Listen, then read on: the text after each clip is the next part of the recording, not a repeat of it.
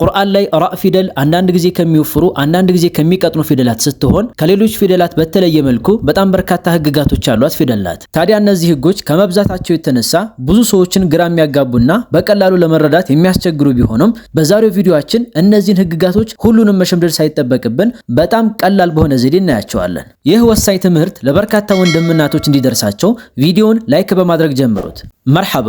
ዘዴው በጣም ቀላል ነው። ከዛ በፊት ግን ራ ፊደል ከሶስቱ የሐረካ አይነቶች ጋር ያላትን ቁርኝነት በደንብ ማጤን ያስፈልጋል። ማለትም ራ ፊደል ከፈትሐ ወይም ከዶማ ጋር ግንኙነት ካላት የምትወፍር ሲሆን በአንጻሩ ከከስራ ጋር ግንኙነት ካላት ግን የምትቀጥን ይሆናል። ስለዚህ ራ ፊደል የምትወፍረው ከፈትሐ ወይም ከዶማ ጋር ግንኙነት ካላት ሲሆን በአንጻሩ የምትቀጥነው ደግሞ ከከስራ ጋር ግንኙነት ካላት ነው ማለት ነው። ታዲያ ይሄ ዘዴ እንዴት ነው የሚሰራው ከተባለ እስኪ ትንሽ ዘርዘር አድርገን እንየው። ራ ፊደል ራሷ ፈትሐ ከሆነች አልያም ከሷ ቀድሞ ያለው ፊደል ፈትሐ ከሆነ ወይም ከሷ ቀድሞ ወደ ኋላ ሁለተኛ ላይ ያለው ፊደል ፈትሐ ከሆነና ሌሎቹ ፊደሎች ስኩን ከሆኑ በእነዚህ ሁኔታዎች ሁሉ ራ ፊደልን አወፍረን ማንበብ ይኖርብናል ማለት ነው። ምክንያቱም ራ ፊደል በእነዚህ ሁኔታዎች ሁሉ ከፈትሐ ጋር ግንኙነት ስላላት ማለት ነው። ለምሳሌ ረብ ራ ፊደል ራሷ ፈትሐ ስለሆነች ትወፍራለች። በሩቅ ከራ በፊት ያለው ፊደል ፈትሐ ስለሆነ ትወፍራለች። አልዐስር ከራ ቀድሞ ሁለተኛ ላይ ያለው ፊደል ፈትሐ ስለሆነ አሁንም ትወፍራለች። እስኪ ተጨማሪ አንዳንድ ምሳሌ እንጥቀስ። ረመዳን፣ መርየም፣ ወልፈጅር። ስለዚህ ራ ፊደል ከፈትሐ ጋር ግንኙነት ካላት ትወፍራለች ማለት ነው። በተመሳሳይ ዶማም ላይ ልክ እንደዚሁ ተመሳሳይ የሆነ አሰራር ይኖረናል። ማለትም ራ ፊደል ራሷ ዶማ ከሆነች ወይም ከሷ ቀድሞ ያለው ፊደል ዶማ ከሆነ አለያም ከሷ ቀድሞ ሁለተኛ ላይ ያለው ፊደል ዶማ ከሆነና ሌሎቹ ፊደሎች ስኩን ከሆኑ በእነዚህ ሁኔታዎች ሁሉ ላይ ራ ፊደልን በማወፈር ማንበብ ይኖርብናል ማለት ነው። ለምሳሌ ሩህ ራ ፊደል ራሷ ዶማ ስለሆነች ትወፍራለች። ቁርአን ከሷ ቀድሞ ያለው ፊደል ዶማ ስለሆነ ትወፍራለች። ኹስሮ ከሷ ቀድሞ ሁለተኛ ላይ ያለው ፊደል ዶማ ስለሆነ አሁንም ትወፍራለች። እስኪ አንዳንድ ምሳሌ እንጨምር። ከፈሩ፣ ኡዝኩርኒ፣ ኹድረ። ስለዚህ ራ ፊደል በማንኛውም ሁኔታ ከዶማ ጋር ግንኙነት ካላት ሁሌም ትወፍራለች ማለት ነው። አሁን ደግሞ ይህንኑ ተመሳሳይ አሰራር ከስራ ጋር እንጠቀመዋለን። ማለትም ራ ፊደል ራሷ ከስራ ከሆነች ወይም ከሷ ቀድሞ ያለው ፊደል ከስራ ከሆነ አለያም ከሷ ቀድሞ ሁለተኛ ላይ ያለው ፊደል ከስራ ከሆነ ወይም ደግሞ ራ ፊደል ላይ በምናቆምበት ጊዜ ከሷ ቀድሞ ያ ፊደል ከመጣና እነዚህ ሁሉ ፊደላት ስኩን ከሆኑ በእነዚህ ሁኔታዎች ሁሉ ራ ፊደልን አቅጥነን ማንበብ ይኖርብናል ማለት ነው። ለምሳሌ ሪሓ ራሷ ከስራ ስለሆነች ትቀጥናለች። ፊርዓውን ከሷ ቀድሞ ከስራ ስለመጣ ትቀጥናለች። ሒጅር ከሷ ቀድሞ ሁለተኛ ላይ ያለው ፊደል ከስራ ስለሆነ ትቀጥናለች። ቆዲር ከሷ ቀድሞ ያ ፊደል ስለመጣ ትቀጥናለች። እስኪ ተጨማሪ አንዳንድ ምሳሌ እንመልከት። ከሪም፣ ሚርየቲን፣ አስሕር፣ ነሲር። ስለዚህ ራ ፊደል ከከስራ ጋር ግንኙነት ካላት ሁሌም ትቀጥናለች ማለት ነው። በዚህ መልኩ እነዚህን የራ ህጎችን ካወቅን በቁርአን ውስጥ ካሉት አጠቃላይ የራ ህጎች ውስጥ 75% የሚሆኑትን አውቀናል ማለት ነው።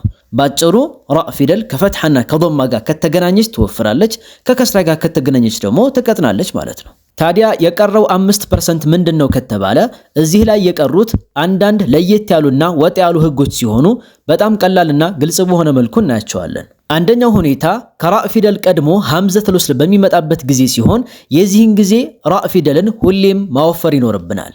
ለምሳሌ ኢርጂዑ፣ ኡርኩድ እንደሚለው ማለት ነው። ሁለተኛው ደግሞ እነዚህ ሶስት ቃላት ሲሆኑ ከራ ፊደል ቀድሞ ያለው ሐረካ ከስራ ቢሆንም እነዚህ ቃላት ላይ ግን ራ ፊደልን ማወፈር ይኖርብናል። ምክንያቱም ከነሱ ቀጥሎ የመጣው ፊደል የሚወፍር ፊደል ስለሆነ። ኢርሳዳ፣ ቂርጣስ፣ ፊርቃህ። ሶስተኛው ሁኔታ ደግሞ እነዚህ 5 ቃላት ሲሆኑ እነዚህ ቦታዎች ላይ ራ ፊደልን ከፈለግን ማወፈር ከፈለግን ማቅጠን እንችላለን። ማለትም ሚስሮ፣ ሚስር፣ አልቂጥሮ፣ አልቂጥር፣ فرق، فرق، يسر، يسر، ወኑዙር። ስለዚህ እነዚህ ቃላት ላይ ከፈለግን አወፈረን ከፈለግን አቅጥነን ማንበብ እንችላለን፣ ምክንያቱም ሁለቱም አይነት አነባብ ትክክል ስለሆነ። እስኪ አሁን ደግሞ እነዚህ ህጎች ይበልጥ ግልጽ እንዲሆኑልን በተለያዩ የቁርአን አንቀጾች እንመልከታቸው። እዚህ አንቀጽ ላይ ራ ፊደል ያለባቸውን 3 ቃላት እናገኛለን። የመጀመሪያው ራ ራሱ ፈትሐ ስለሆነ እናወፍረዋለን፣ ተረቡሱ። ሁለተኛው ራ ደግሞ ራሱ ሱኩን ቢሆንም ከሱ ቀድሞ ያለው ፈትሐ ስለሆነ አሁንም እናወፍረዋለን፣ አርበዓ። ሶስተኛው ራ ደግሞ እሱ ላይ በምናቆምበት ጊዜ ራሱ ሱኩን ቢሆንም ከሱ ቀድሞ ያለው ፊደል ዶማ ስለሆነ አሁንም እናወፍረዋለን፣ አሽሁሩ። ተረቡሱ አርበዓቲ አሽሁሩ። ሆኖም ይቺ የመጨረሻው ራ ፊደል ላይ የማናቆም ከሆነና ከቀጣዩ ቃል ጋር አያይዘን ወይም ቀጥለን የምናነብ ከሆነ ግን ራ ፊደል ሐረካዋ ወደ ከስራ ስለሚቀየር ትቀጥናለች። ተረቡሱ አርበዓቲ አሽሁሪን ፈኢን ፋኡ።